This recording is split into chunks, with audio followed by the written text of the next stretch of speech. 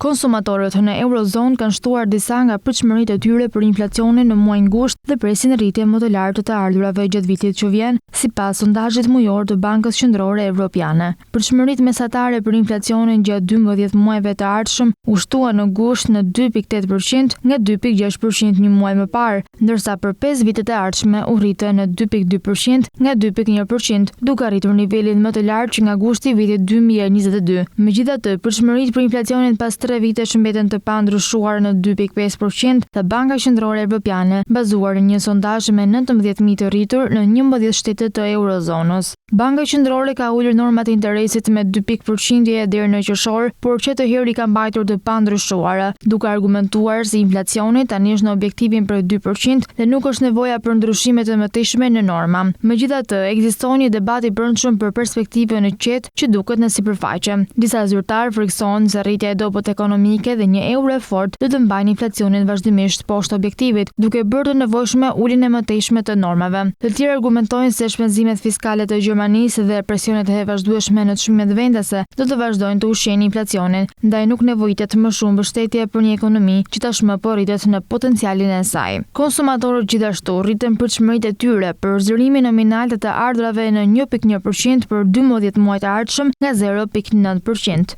Megjithatë, ata ruajtën të pandryshuar parashikimin për shpenzimet dhe vonë re një rritje të lehtë të papunësisë. Sipas tyre, rritja ekonomike pritet të mbetet e dobët, duke mbajtur të qëndrueshme vlerën -1.2% për vitin e ardhshëm.